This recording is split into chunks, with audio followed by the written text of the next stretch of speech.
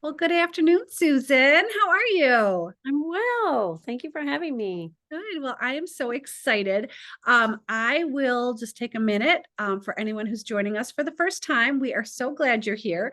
I am one half of the Pointing It Out team, and I am Melissa MacLeod here at the Will and the Floss in Grosse Pointe, Michigan. We are just outside of Detroit, along with my friend and partner in crime, Megan Holmes, at the Needlepoint Clubhouse in Kirkwood, Missouri, just outside of St. Louis.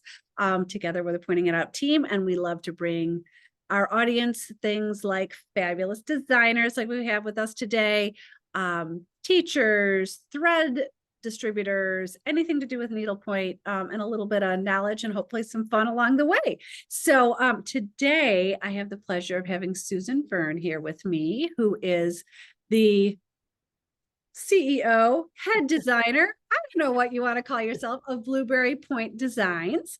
And I'm just so glad you're here with me. Thank you. It's a thrill. Good, good. So I always like to talk about it like how, not that it really matters, who cares how I met you, but I always think I just find human relationships and human backgrounds are what makes what we do really interesting.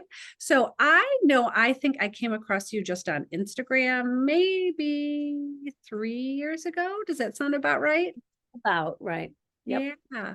Yeah. And I was just really loved your designs, and you hadn't been to a market as of that point. So yeah, so I think it'd be really fun to talk about you. So can you tell me like where you are, where you live, your family, past careers, other crafts, how you started needlepointing, all those fun things? Sure. Well, I am a native Minnesotan and I lived there most of my life. I currently am living in Wisconsin, which I can get into a bit more Yeah. later. Um, I am I'm married and I have three grown children. No. So all in different, two in Minneapolis, one in North Carolina. Nice. And yeah, and I'm a graphic designer. I went to college for that, and I've been working ever since as a graphic designer, and I'm still working part-time. Oh, I did So not I realize still that. a little, yeah. I'd love to be able to retire at some point, but that's not quite yet. So I balance that with this needlepoint business and starting to grow it, and so it's a balancing act, right? Nice. And I started needlepointing. My mother was a prolific needlepointer. She was a very creative person. And I think in the early 70s is when she really got serious about needlepointing, and she just never looked back. So I think I learned to needlepoint probably in middle school, high school kind of thing. And I did that for quite a while.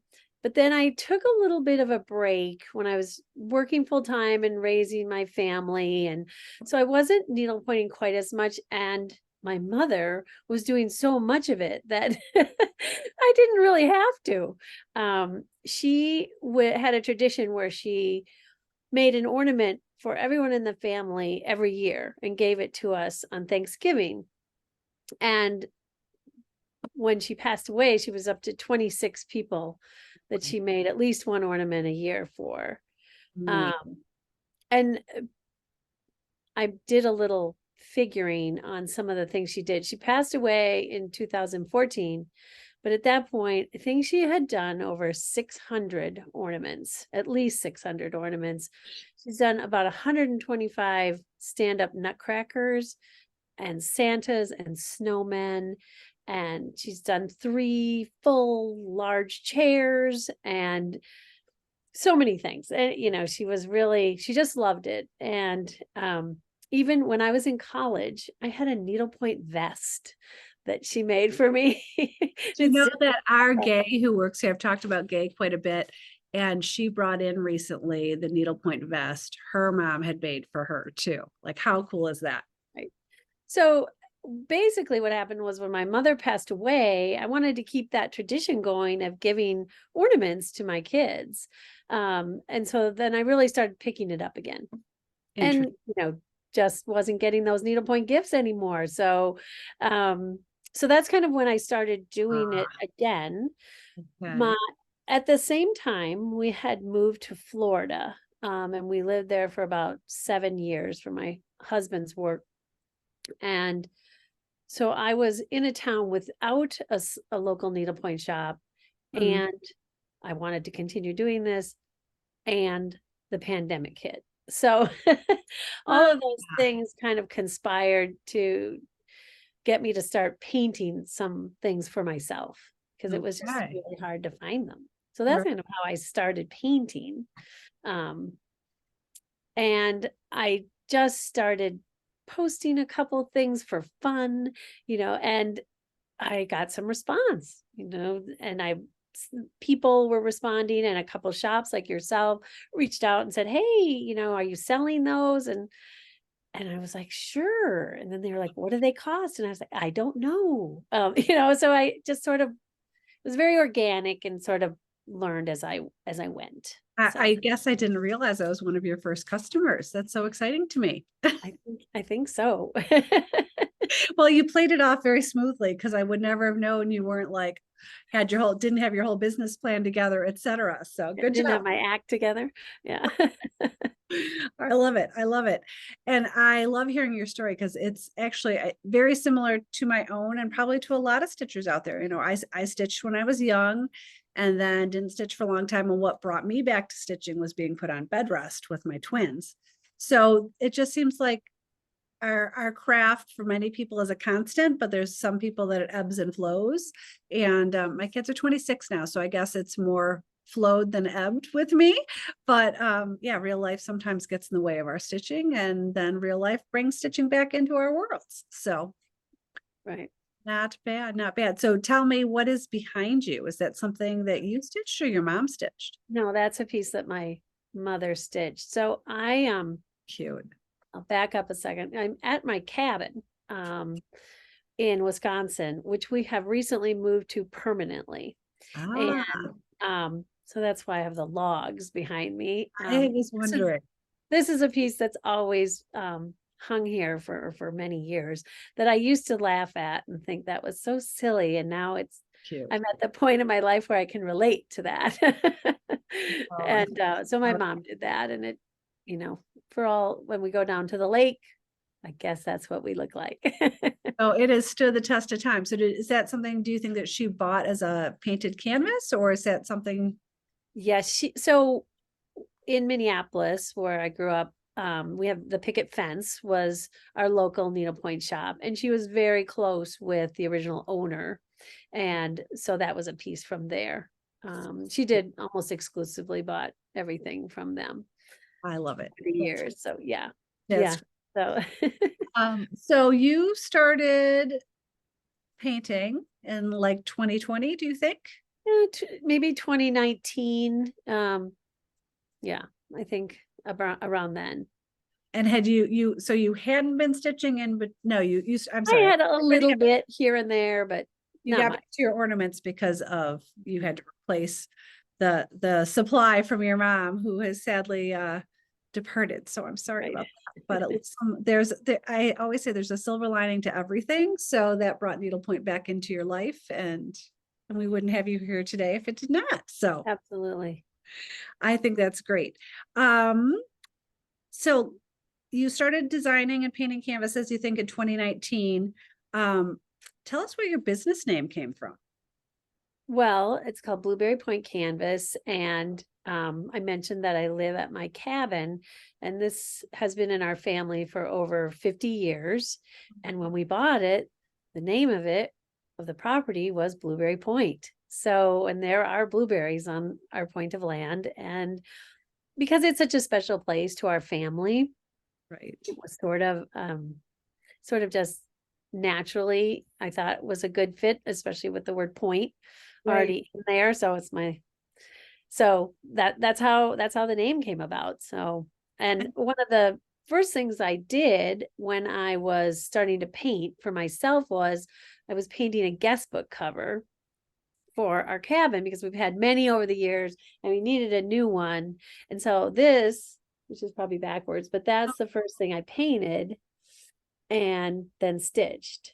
And Oh, I think I think I must have posted that because all of a sudden people were asking me for blueberries, and blueberry canvases. But that's how I got the name for the business. And I feel like one of the first things that I purchased from you were your series of 4-inch rounds that are kind of like cottages in every season.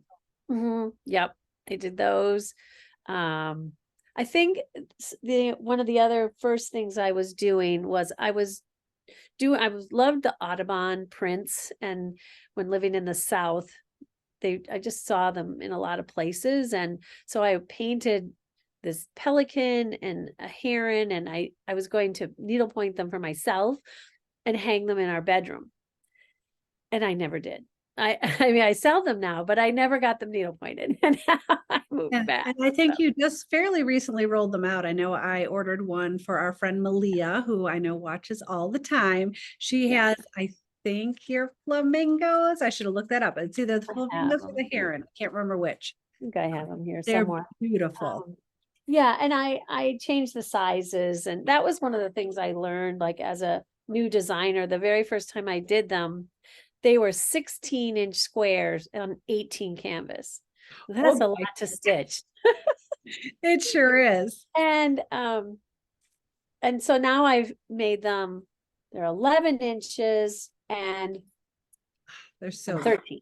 So they're a lot easier to tackle now. So, and then of course I went to market and somebody asked me if I could do them on 18. So, so so beautiful. So What I love about your line, and we'll talk a little bit more, is you have, I think, an ability beyond some other designers where it's almost like you're 3 or 4 different stylists inside of you. Like you don't have one style. Like you have some that's kind of art deco-y looking, and some that is very nature and true to the world, and some that are a little more on the cutesy side. And I think that's really fun that you can kind of pull it all out of a hat. So well, that's nice to hear, because I think some advice I got early on was, kind of develop your style and, stay true to that. And I thought, I don't really have a style. I didn't fit in a super recognizable kind of style. With some designers, you can really say, oh, that's done by them. And so I remember the first time I went to the market and I put everything up on the wall.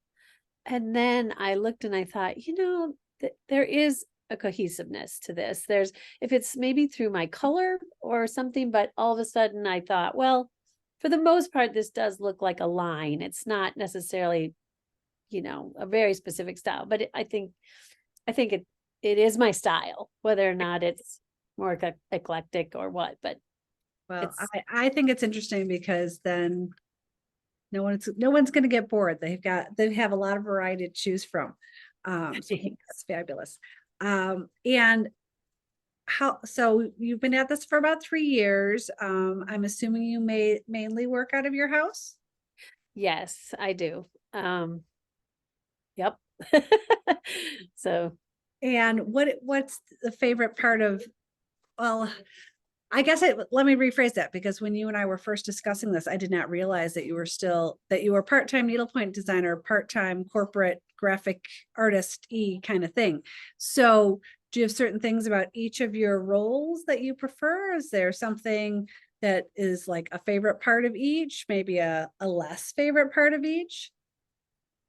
well, I think being a graphic designer that started as long ago as I did, when I first started, there were no computers. And I loved the whole aspect of making mock-ups and working with my hands. And then, of course, as the computer came, you just had to evolve. And it's an amazing tool. And in some aspects, it's so much better. And I still love doing that. It's made a lot of designing so streamlined and really great. On the other hand, I really missed working with my hands. And so I think I did a little watercolor painting on the side for fun. And I think just painting the canvases just really fills that need that I have to continue to be an artist in the way I originally started, to be an artist. So when I went to college, I was a painting major. I had no idea what graphic design was. And I learned about it in college, and that's how I ended up choosing it as a career. But so I've always wanted to continue to do some things with my hands, and stitching is using your hands as well. But so I think I like the ease of the computer, and the computer is a great aid when I'm designing canvases as well. But I do a lot of tracing on tracing paper. I use a light box to paint a lot of times. So I don't use a stitching program. Okay. So I don't know. I like a little bit of both, Right, right. digital world and more of the hand done world. So yeah. I like that. And I was just going to ask you something else. So when you do your canvas designing, you are using computer aided design, like are you using a stitch program? There we go. That's the word. Well, no, not really. I have the Adobe Creative Suite because that's what I use for my graphic design. So I use that, use a little Photoshop, maybe I see a photo of something and I scan it in and, kind of adapt it and draw from it. So, Right. but I don't have a program where I plan out the stitches. I do stitch paint, but I do it all as I'm designing it on the canvas, as it's in front of me. So you're designing on canvas with number 4 hard pencil and some acrylic paints as you go, I'm guessing. Right. And some white paint in case I have to You paint mean out. it's perfect the first time? The masters are messy sometimes, but that's the fun part. That's the part I love. So yeah, it works out great. I don't love painting. When you ask me, what things don't I like so much, I don't love painting the same thing over and over again.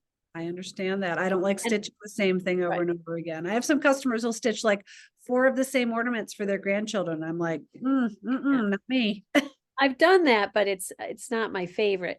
I really learned the hard way because I think it was the spring of 2021, I did my first virtual trade show. Yes. And I didn't know anything about shows at all. And I think I came across it on Instagram, said, sign up for this. And I reached out to them and said, oh, do you think I am someone who should try this? So you should do this. And I probably had, I don't know, 25 designs. I don't know exactly anymore, but not a lot. And Kelly Stark was really helpful to me. And she was like, yeah, this would be a great read on your work and you should do it. And okay, I signed up. And at the end of the show, I had some orders from people like you and at the end of the show, I had 400 canvases to paint. Oh my gosh. And I did not have any stitching or any painting service. And so I tell people I went to Needlepoint jail for a year because I literally painted for a solid year. And I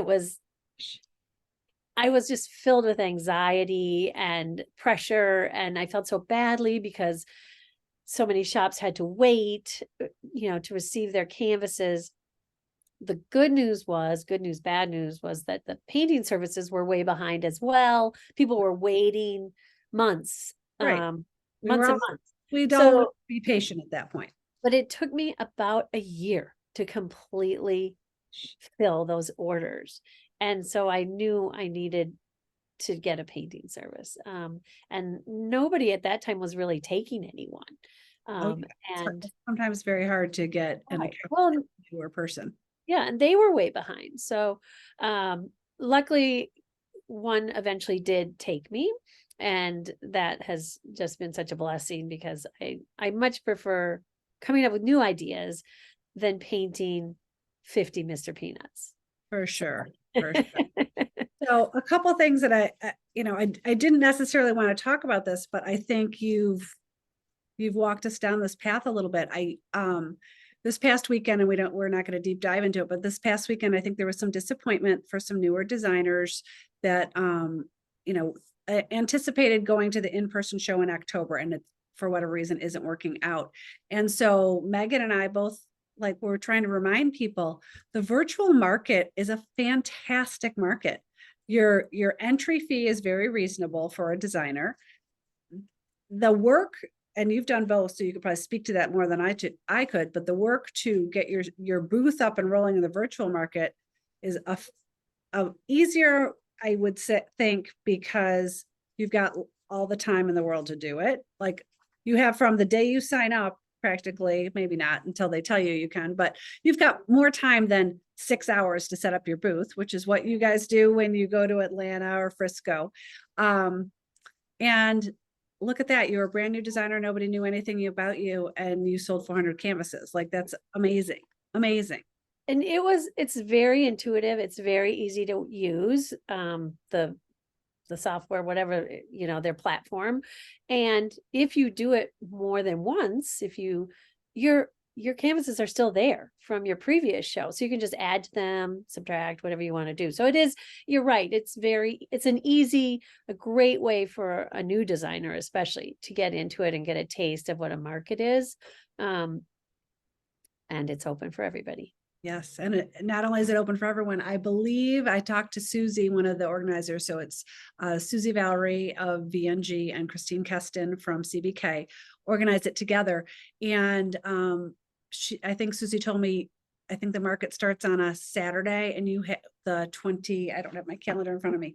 Like I said, I wasn't really anticipating this, but we just kind of filled down this hole. So I think it's worth talking about. It's the 24th and the 25th, and you can sign up until June 22nd. Like, so why not? Why not? And I know I have been religiously at every single virtual market, and I have found new designs from longtime vendors of mine. And I've also found brand new vendors that I would not have been exposed to, and designers, and found some really great stuff. So, not necessarily wanting this to be an ad for the virtual show, but this past weekend I know was upsetting in a lot of ways for those of us within our industry. And, sometimes you just have to make lemonade out of lemons. So, speaking of which, do you notice how well I dressed for you, Susan?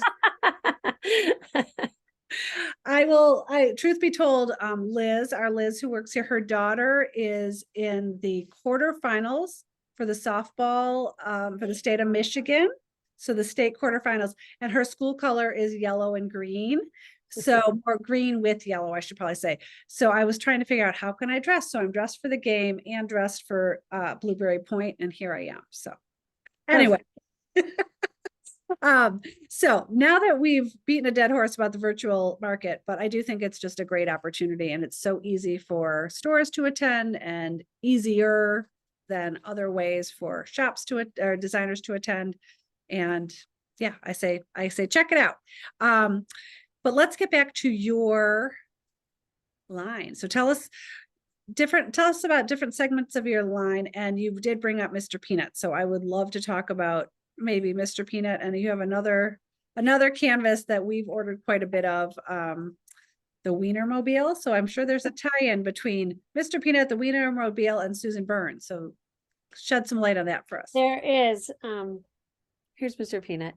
And when I originally did that, I did that as an ornament for my daughter, because after college, my daughter spent 1 year driving the Planters Nutmobile. She was a brand ambassador for them. And I know that you've heard of, not as many people have heard of the Nutmobile, but the Wienermobile at the time, they were both owned by Planters, and Oscar Mayer were owned by Kraft Heinz. And the Wienermobile drivers, the hot doggers, and the Nutmobile drivers, the peanutters, were all one program. And like 9,000 kids or more apply for this every year.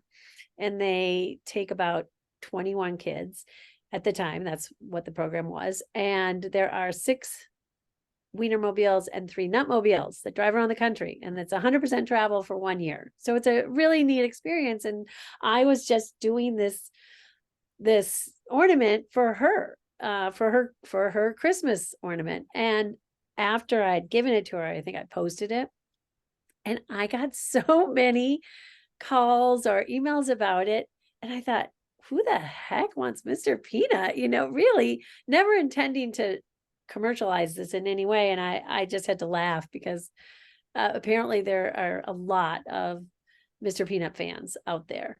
And so since I did that, I felt like I had to do the Wienermobile because it was, kind of her sister program. So, so those two kind of evolved, but again, it really wasn't intentional. But you never know what's going to take off, and you never know what people are going to spark to. Right, So, right. kind of funny. Good. Yeah. So yes, tell us about some other maybe segments of your line. Is there a way to describe that, or is I that? don't know if I have segments, but I can tell you some of the things that are sort of more popular of mine. I look around because I happen to have all of my canvases spread out everywhere because I'm filling orders. So they're all around me. Right. I think one of the things when I was living in Florida and I had a camellia bush, and I am a terrible gardener. And in Minnesota, it's difficult to grow things. But in Florida, they just does it for you. Everything grows. And so I had these camellia bushes. So I think I started with a round, and then I did this one because I wanted to do something that works in 13. Yes. And I can say for certain you started with the round because that was one of the first canvases I ordered from you. And I think I immediately ordered 5 when I saw it. So I think I have 3 sizes now of this. And that's been really popular. And so that was, I kind of then started to do some other florals because of that. So I've gotten people who like my florals and my fruits. And I think that all kind of came out from where I was living at the time. right. And let's see, another thing that's been really popular.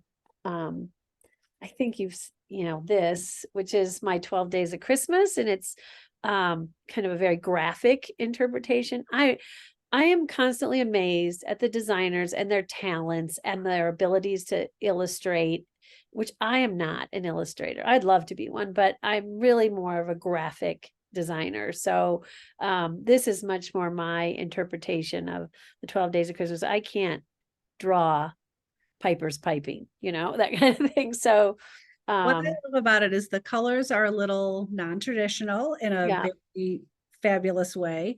Yeah. And yes, when you look at it, but it takes you a minute to actually realize it's the 12 days. So it's a very subtle holiday pillow. So that gives you a little bit more time to have it out. Right. Red and green with, a very recognizable, instantly recognizable. Right. So one of the questions that you had asked me ahead of time was, where do you get your inspiration? And a lot of times stitchers will approach me or, send me a message and, can you do this? Can you do that? And when there's somebody that's doing the 12 days and she said, I need a complimentary piece for the other side of my couch. So I just finished this, and this is the master, so it's sort of messy. Oh, but these are Christmas songs. So we don't need to go through every single one, but you can tell that's Frosty the Snowman, and you got Jingle Bells and Rudolph. And so each one of these represents a different Christmas song. So it's sort of the companion piece, and that'll be new coming out. Well, you can put the wool and the floss on that pre-order list. That's fantastic. So yeah. So that those are sort of popular. And the other, I would say right now, at one point, Mr. Peanut was my biggest seller, but now these candy canes have become really popular. And well, and I asked you which was kind of a dumb question at market, but I just had to ask it because I will ask anybody anything, because if I don't know it, I figure somebody else doesn't know it. So I was like, is that like some sort of like regional special kind of candy cane? You're like, no, it's just a fun, cute candy cane, Melissa. It really was sort of a take on those old glass ornaments, really, that I had seen. But no, there's no other Minnesota tie or something from my childhood. But I just really like sprinkles, and I thought it would be really fun to bead or French knot or whatever, but those sort of took off. Like I said, you never know what's going to be popular and what's not. So I wish I did. Right. That would be like the retailer's crystal ball would be fabulous. And I think one of my other things it's really special to me, and a lot of people have heard this story, but it's a very popular piece for me as my Santa. And this came about because I have a painting that my mother did of Santa in like the 60s. She painted it. I don't think I've I heard. have it right here to show you. It's sort of a hoot. So this is the painting Gosh, my it's mother did years awesome. ago. Isn't that funny? And I took it from her because I didn't want my brothers to get it. I wanted it. And so so I painted this and did ornaments for my brothers. So That's that's just how it came about, was I was trying to justify taking the painting and and not giving them one. So there you go. I did it in 2 sizes. So now I have 2 Oh, sizes. But so that's cute. he's been pretty popular, and he's And is the bigger one a 6-inch? Is that what the bigger one is? 5 1/4 and it's on 13, and it makes a super cute little round pillow or an applique on a pillow. It's very Well, cute. or I was going to say, if you added a little more background and made it 6 inches, it works out really well on that kissing ball finish. And that would be fabulous. That would be fun, wouldn't it? We can do that. So, Yeah.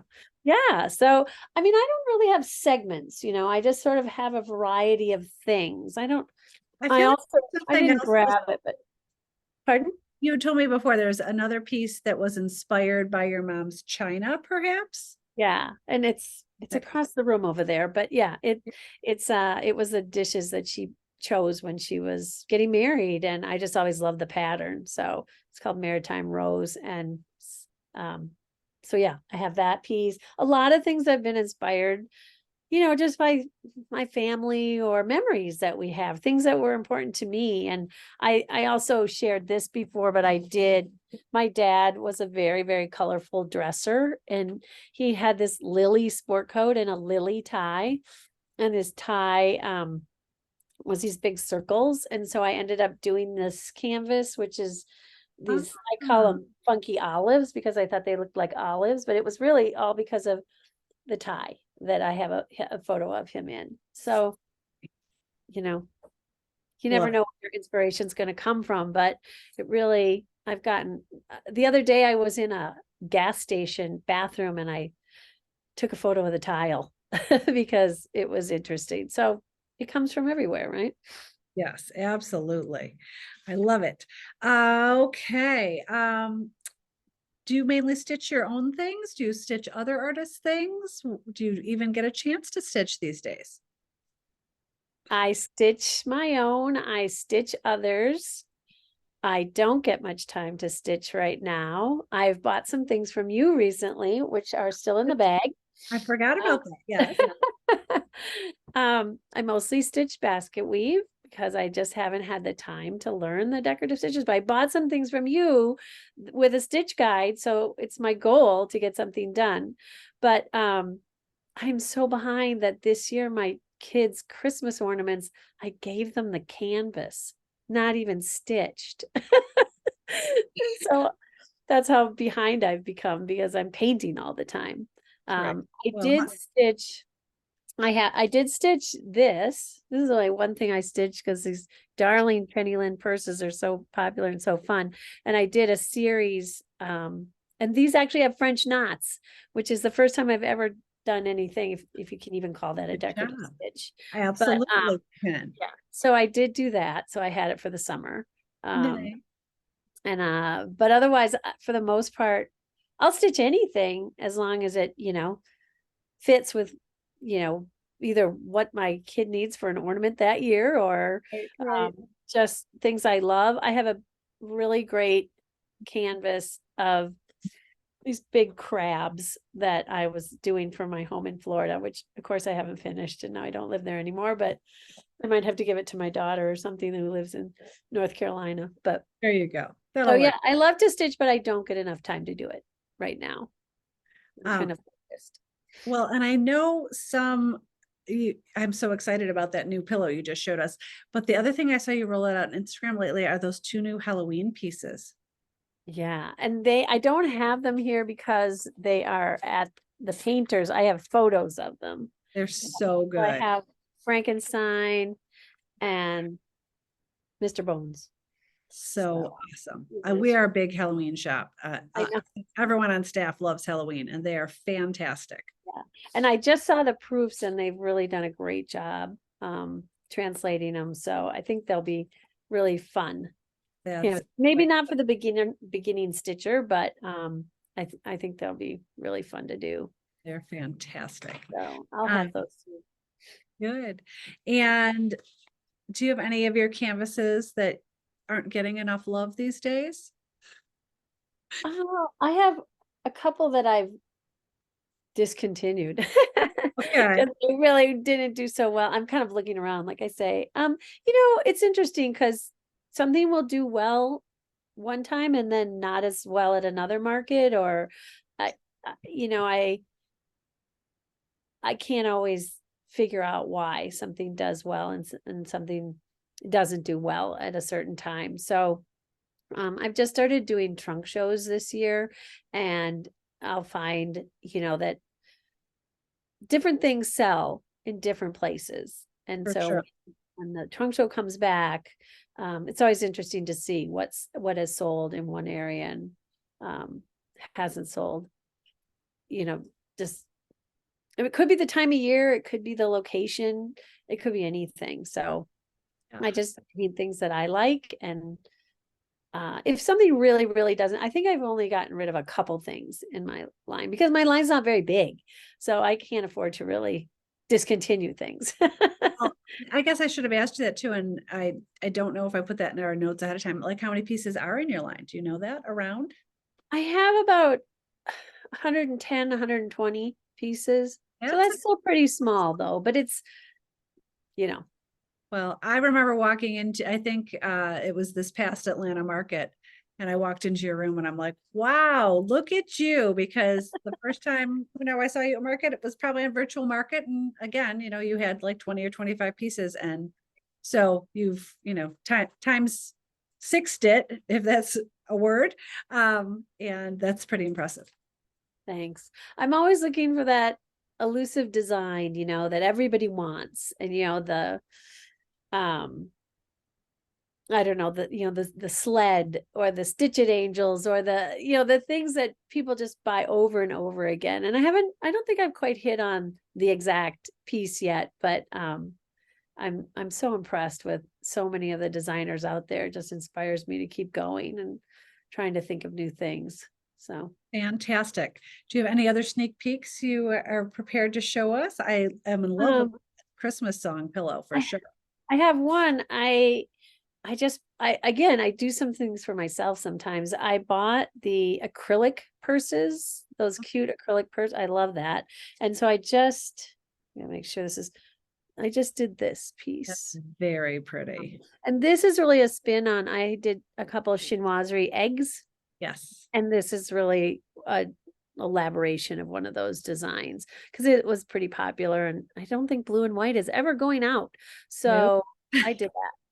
I just finished that like yesterday. So Well, that's that's exciting. kind of coming down the pike. And then I don't know. I think I have to save everything else. Oh, this is one other insert that I'm loving, and this is also a acrylic purse insert. Those colors are really good together. Really, really good. So Nice. Well, more yay. to come. More to come. Always very exciting. Well, I so appreciate you spending time with us and sharing a little of your background and some of your new designs and everything in between. It's always so exciting. So I appreciate that. And I'm just glad that I was one of your first customers. Who knew? Well, you've been super supportive, and I would say many shops have. And I think a lot of designers have the same story as me, and that they started painting and somebody saw it and said you should paint more, and sort of have grown organically. And it's really nice to know that the industry is welcoming to us, and that that there's a way you can do this and something that you love, and get supported by so many great people. So it's And been a fun ride, really. I say that every day that I'm so, so fortunate to be able to work doing something that I absolutely love. Because for a lot of years, I worked for a paycheck and now I'm working for something I love, which, some days is more fruitful than others in the paycheck department. But no matter True. what, you go to work and you don't really feel like it's work. So Right. Yeah. yes, yes. Well, fantastic. Well, for those of you who have joined us for the first time, thank you again. If you could hit that subscribe button on the YouTube channel, that helps other Stitchers find us and we can share the joy so they can learn more about all of the things we talk about. So I will put Susan's website in the show notes. So if you want to look at her full line, feel free. I believe Megan and I both are going to have a collection together on the front of our websites. So you can check out what she and I both have in stock to highlight Susan's talents. And we just look forward to seeing more and more of what you do. Thank you so much. It was just a pleasure to be here. Oh my gosh. Thank you so much. I look forward to seeing you soon. All right. Thanks. Bye-bye.